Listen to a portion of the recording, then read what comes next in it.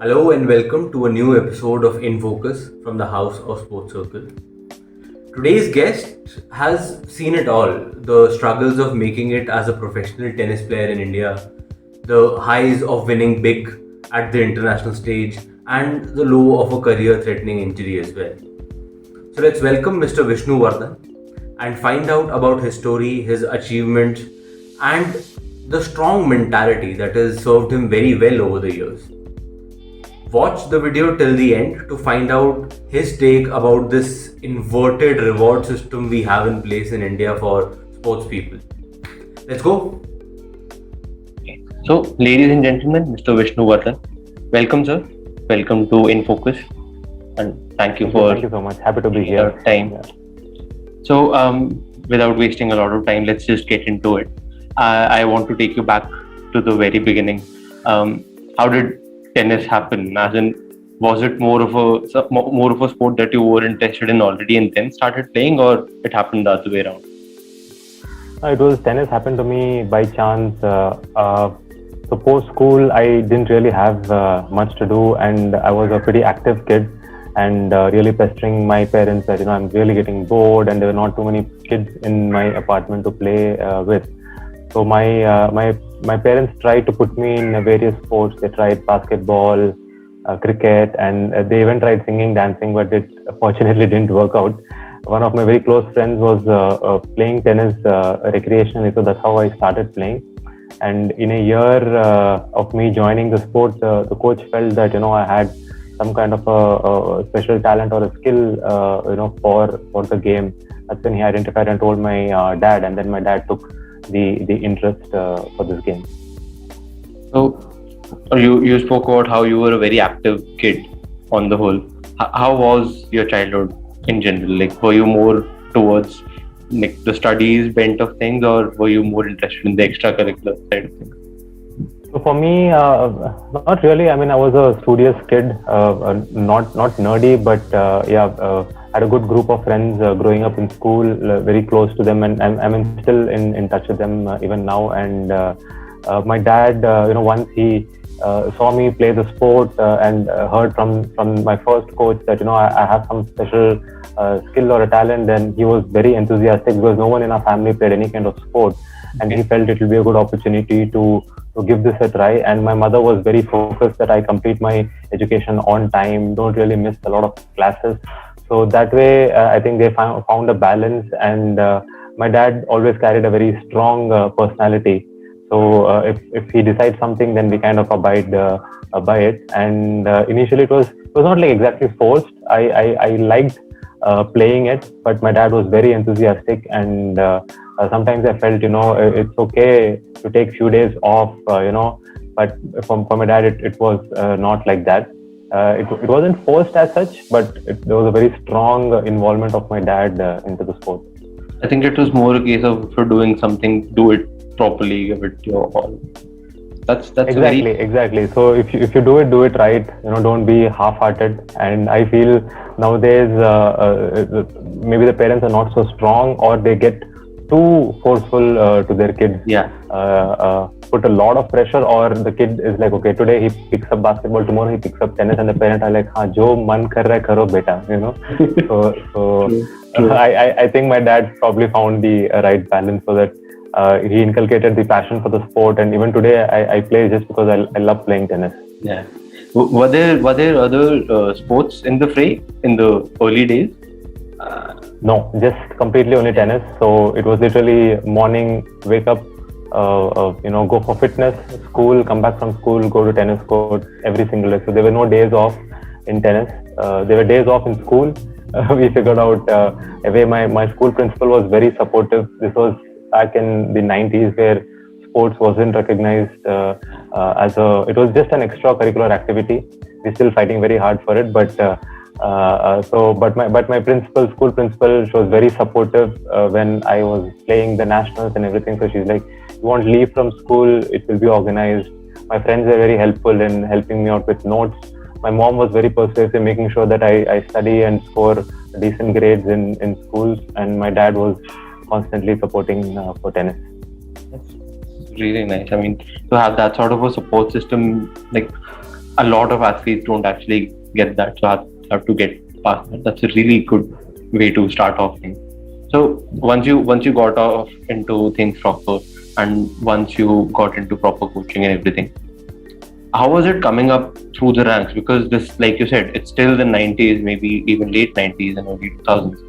It's still, tennis had that sort of a reckoning with Mr. Leander Paes and Mr. Mahesh Bhupathi, but people weren't really willing to probably back most others. So how was that coming up through the ranks? I mean, for me, I think I was very fortunate that the year I started playing tennis was the year Leander won the bronze medal at the Olympics. So it was in 1996, and it was a huge inspiration for all of us to look into this sport and see that we could do something.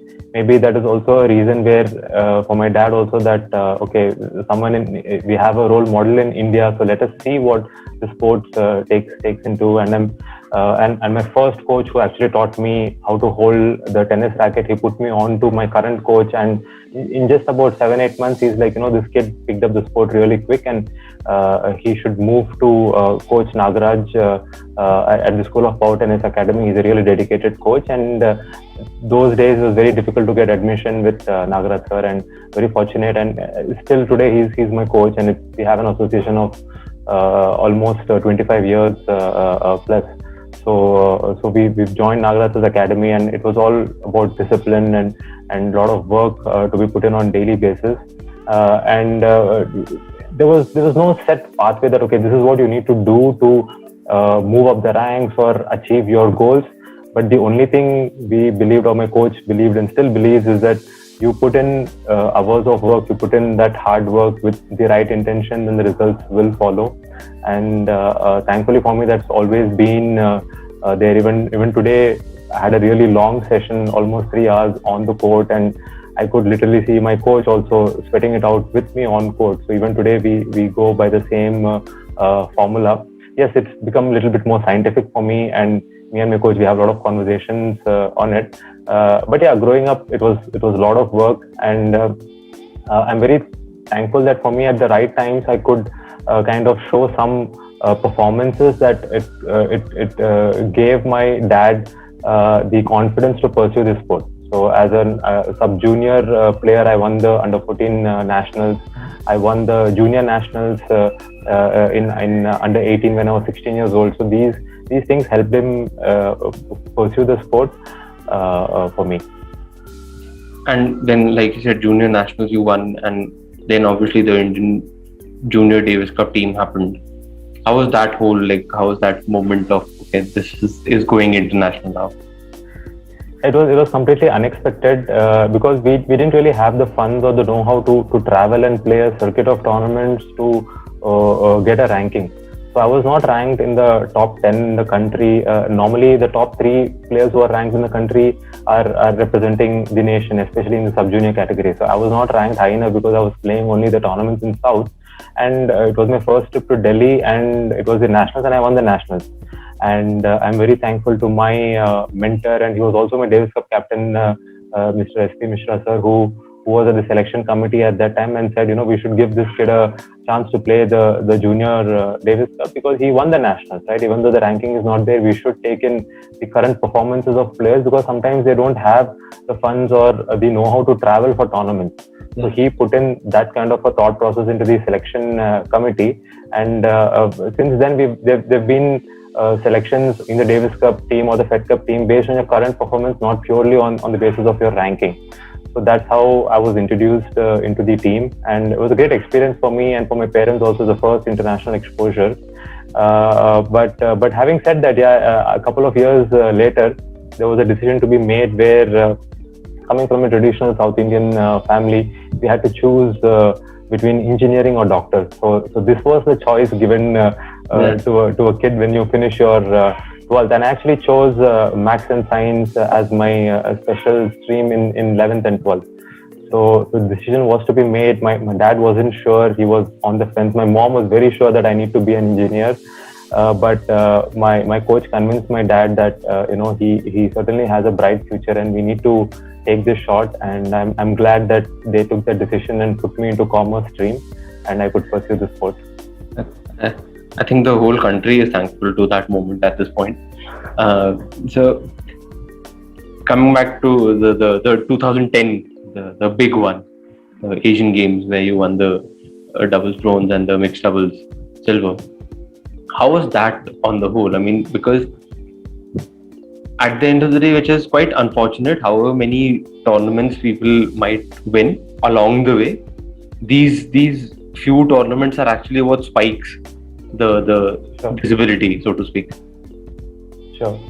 So I mean, to be honest with you, I was not the first pick to be in the Asian Games team because we had stalwarts like Leander, Mahesh, Rohan Bopanna, Somdev. So these were the four names to be going in for the team, and we had Karan Rastogi and me as a reserve, like a backup. Okay. And fortunately or unfortunately, Leander, Mahesh, Rohan, three of them didn't turn up for these games, and we were called in, and it was a breath of fresh air because these were the players who were constantly playing the Asian Games, the Commonwealth Games, the Davis Cup. So for them, for everyone to see a new team of young blood, which was leading, Somdev was leading the team at that time. It was Somdev, myself, Sanam Singh, and Karan Rastogi. So we were in the team, and at that time, even though again my ranking was not very high in the men's, we didn't really travel a lot, but I had a decent national ranking. I was in the top 5 in the singles ranking at that point of time. And Sania was looking for a doubles partner to play, and she had a choice between Somdev and me, and Somdev chose to play the men's doubles because he had a good bonding with Sanam Singh, with whom he played college tennis. So then Sania had a choice between me and Karan Rastogi, and she, even though Karan was ranked much higher than me, Sania grew up with me, we trained together, so she knew that I had a big game, but we weren't sure that if I would perform at that stage because I have not played at that level. So the question mark was there, but she took a leap of faith on my game, my ability, and she knew my work ethics. And I'm very fortunate that she did that, and I would say she guided me through that week, and I learned so much in that 1 week, which I didn't learn in the last 10 years on how to handle pressure on court. And the first round was very tricky. I was so nervous the first round that we played, and we were actually down 2 match points. We were just 1 point away from losing the match, and I'm so glad that we could make a comeback and we made it to the final, and we lost a very close final to end up winning the silver medal. So that was the beginning for me. So of course I'm ever thankful to Sania to take that leap of faith on me. Then obviously from one stalwart you paired up with another stalwart, your inspiration, like you said, Mr. Leander Paes in the 2012 Olympics. How was that as an experience? I mean, I'm sure you were already nervous, and then this pairing also happened, so that is bound to make anybody just jelly-legged. Yeah, I mean, after the 2010 Asian Games, I was actually invited by Somdev to train in the US with him. So I had a great training stint with him, and these are the years where I gradually started improving both my singles and doubles ranking. So 2008-9, I was around 800, 900. Then I moved to 400. Then by the time 2012 came in, I was already in the top 260 in singles. I was about 120 in doubles. Number 2 in India in singles, and number 4, number 5 in doubles. So I was having a really good ranking and performing consistently well at the ITF and ATP Challenger circuit. And of course, for me, if you honestly ask me, the 2012 the best pairing would have been Leander and Rohan. As a tennis fan, I would have wanted to see them play, but of course whenever they would combine on court, for some reason they couldn't bring that magic out, even though I felt they had the perfect combination where Rohan is serving big and Leander is very crafty at the net. They never could bring that magic out on court, but it worked out for me. And being the next highest ranked player at that time, I had the opportunity to partner Leander, and I went through a really tough 3-month training period that was put together by Leander and his dad. I was sent to US, trained over there, played a few matches to get ready for the Olympics. And again, it was a great learning experience for me on how to train, the kind of preparation that you need to put in, and how you're going to make sure that you're peaking at the right moment. So these are the lessons that I learned, and of course to to partner someone like Leander and to play an event like Olympics and at the Wimbledon at the All England Club. So that it was an absolute dream come true. And whatever I learned partnering Sania at the Asian Games, this was a completely different learning experience.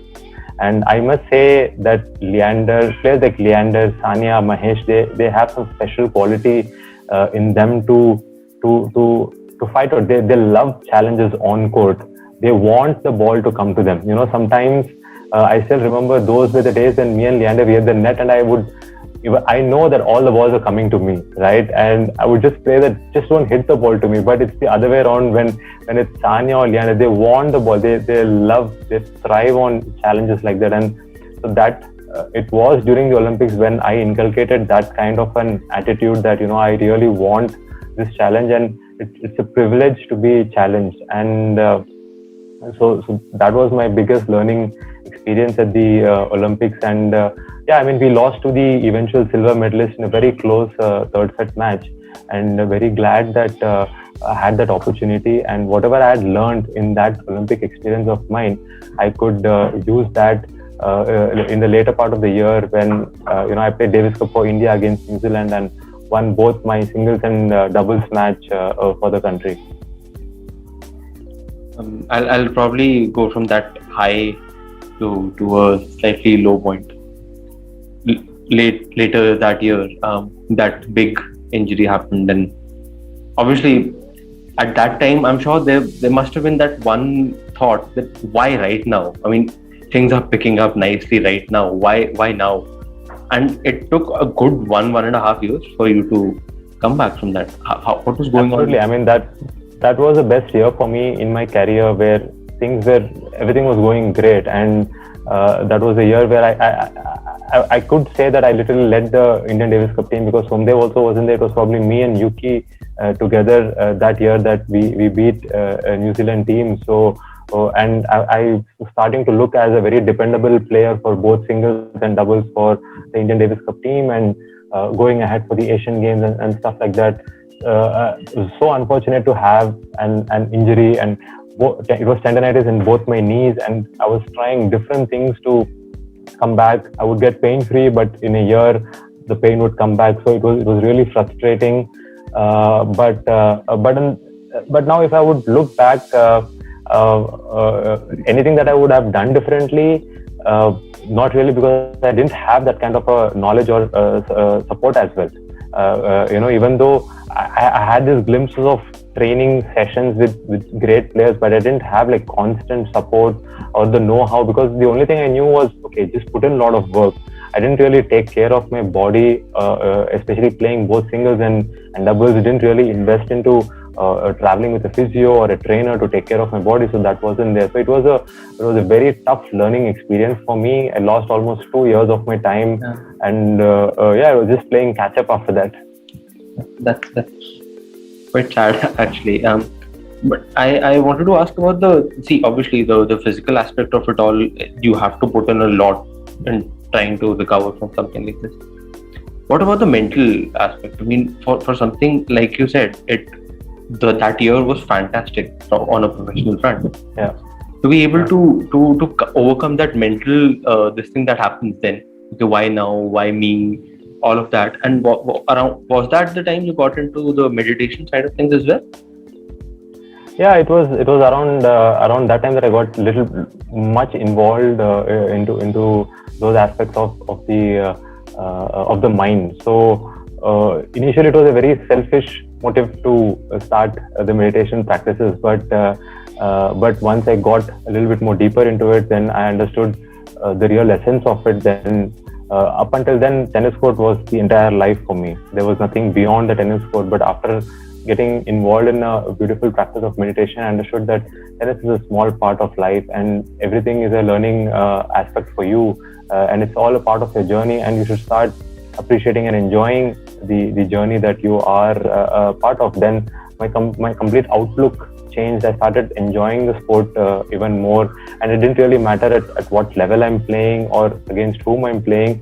It was more about the joy of hitting the ball, which and so it was very hard for me with this lockdown, where I wasn't able to hit balls, if I would jump, into the future. But yeah, so I got involved into it, and I would say that. To be very honest with you, in 2014, I even had thoughts of quitting tennis. So I was, looking at other options, and the injury wasn't going back. I met few experts. They said this is going to be like a constant thing. So it was pretty tough mentally, but I'm thankful in a sense. I'm thankful in a sense that it could show me the other side also through that injury. That's one way to look at things. And I'm sure that also played a part in moving more towards the doubles post the injury, just to elongate the career and all. So I'll tell you how it happened. So in 2014 is when I was, not really sure if I should be playing or not. So I was just visiting a gym beside my house, and I was not doing any kind of lower body work because I was injured. Yeah. I was having pain in my knee, so I was just visiting this gym just for some upper body workout. And that's when I met the trainer, and he was like, I don't hear your name for the last couple of years. What is happening? And I was like, I've been down with this injury. I don't really know what I should be doing. So I'm not able to play tennis for more than a week or 10 days, and the pain comes back. And this is a guy who doesn't know anything about tennis at all. He's a weight trainer, is a strength coach. And what he is really good at, and most of his clients are people who are above the age of 50. It's all really old people who come in with some ailments or some pains, and they go back pain-free. So he's like, just give me 2 months of your time. Just listen to what I have to say. Just do that, and then you'll be pain-free. And I was like, I tried everything. 2 months is a very small period for what I've been through. So let me just give this a try. And I told him that, in a couple of months, the nationals is going to come. I've anyways lost all my ranking. Do you think I'll be able to play the nationals? And he said, no, you will be able to do more than playing the nationals. Let's keep that as our target. And I trained. I listened to him completely. What he had to tell me, from the nutrition part to the training part, completely followed his advice. His name is Mohammad Latif, and in 2 months I was pain free, and I actually won the nationals in singles that year. And the way I used to train was completely changed. And my training routine in a nutshell was, instead of putting in 7-8 hours of work in a day, I would put in very less amount of work, but the quality and the intensity was very, very high. So now I'm trying to maintain that intensity and prolonging the work. So that's how I'm doing it right now. So that's what he made me do in a nutshell, and that really helped me out. And yeah, 2014, 2015, I was trying to manage both singles and doubles. And I found a really good friend in Sriram Balaji to travel with me those 2-3 years. And we didn't really have this in mind to consciously switch to doubles, but we were just performing really good in doubles. And then it just so happened that our singles ranking was stuck around 400, and we moved to the top 200 in doubles, and we just started focusing more into doubles. So that's how it happened. And obviously Wimbledon also happened around that time with doubles. Yeah. So yeah, I wanted to talk about this one aspect, which is slightly disappointing for a lot of athletes, not just you, but you are one of the rare few who've actually spoken out. I think around 2016-17 was the Telangana government started backing you, and maybe around 2018-19 was it just stopped. How, like, I'm sure for somebody like you who had a platform, it is obviously something to be able to use.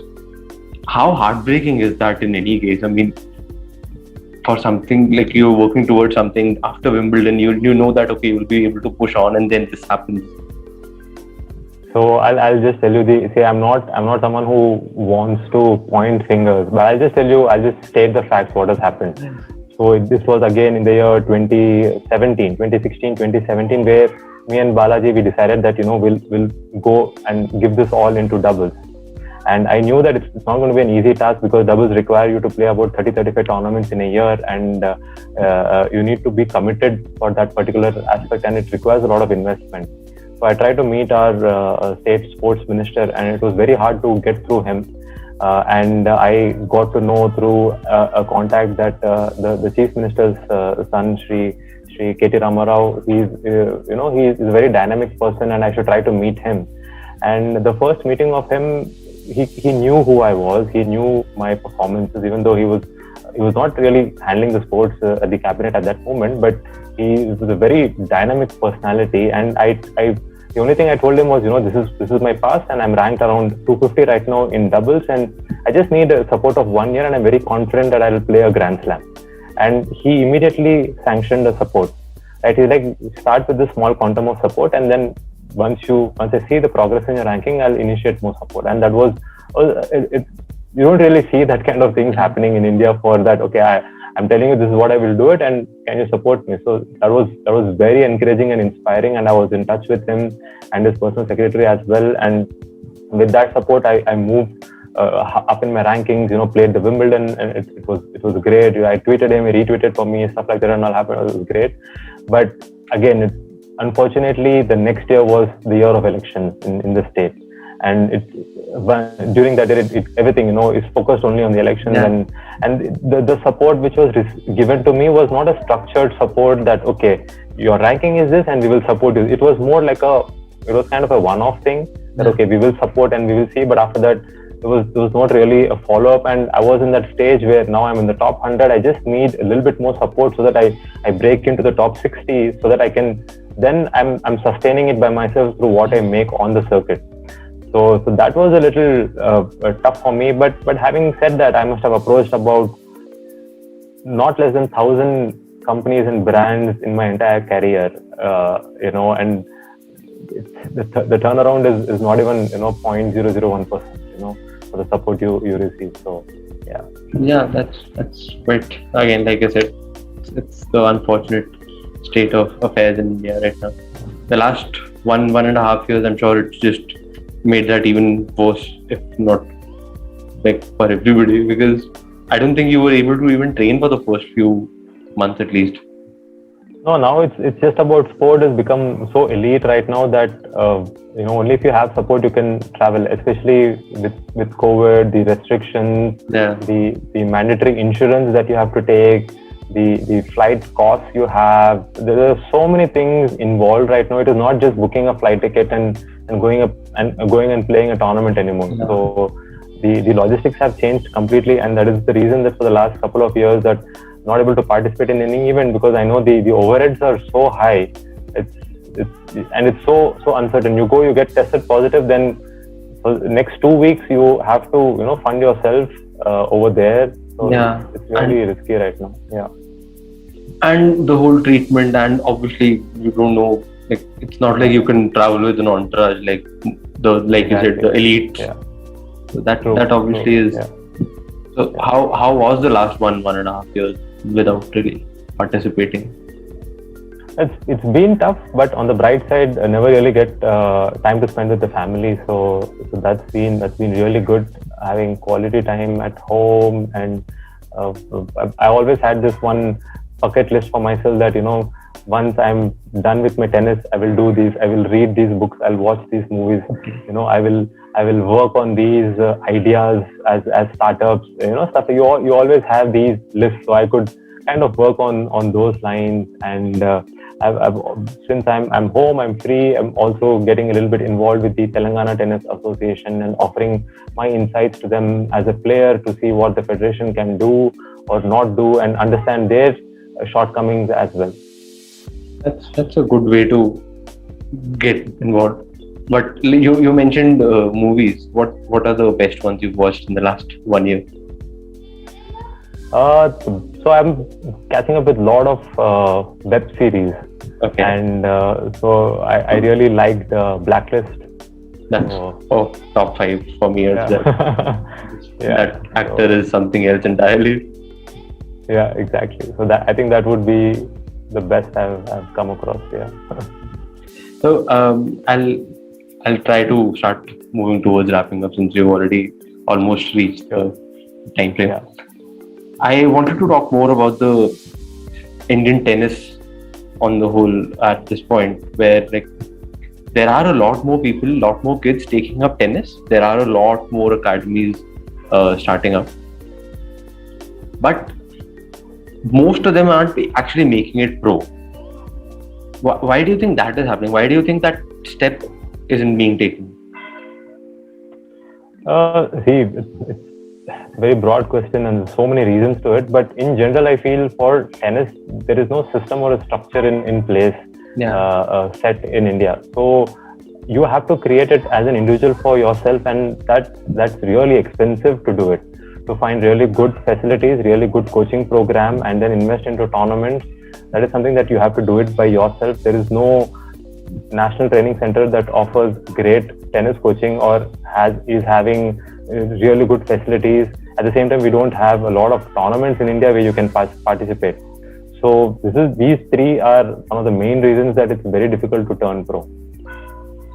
And what do you think needs to be done at this point? Like, I know a lot needs to be done, but maybe like the top 2 or 3 things that, okay, this is where, like you said, one is obviously more tournaments and stuff.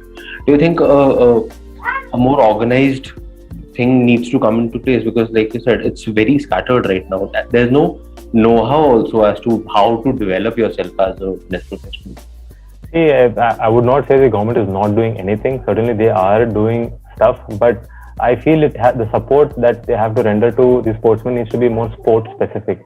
Yeah. Right now it is more generalized support, but it's not sport specific. You cannot compare a ranking for a tennis player with a TT player or a badminton player. It's completely different.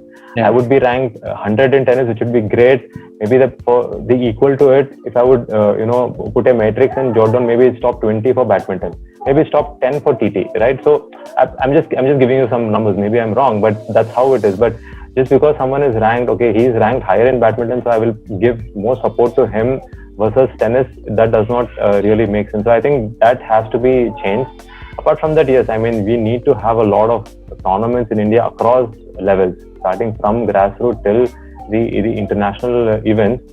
Once we start having a lot of events, then the overhead for players to travel and play tournaments reduces. So they have a lot of tournaments at home. Then it makes sense for players to invest a little bit more onto their training and coaching, so that they know that there are tournaments in India to play. Yeah. And like you mentioned corporates and companies a little while back. Do you think they're warming up slightly, or is it still just back the winner? It's completely back to winner only. There are not very, it's again for the performance is where the money is. I don't know from where the budget comes, but once you win the Olympic medal, a company which is not even having couple of lakhs to give out for their CSR sports suddenly have crores to give once someone wins a medal, so that just baffles me. But it's completely other way around in all the other countries where $100,000-$200,000 are received for their support in terms of preparation, and they just receive about $20,000-$30,000 after winning the medal. So I don't know why we can't follow the same route over here. I think it's because it's more convenient. Like I'll give you an example. In the last 4 days itself, I've had at least 5 or 6 queries about getting in touch with Mirabai Chanu from people who I'm sure hadn't even heard of her before this. Yeah. So that is something that is very unfortunate. So I'll just these last 2 questions now. I'm not just me. I'm sure a lot of other people also want to know about your plans moving forward. When do we get to see you in action next?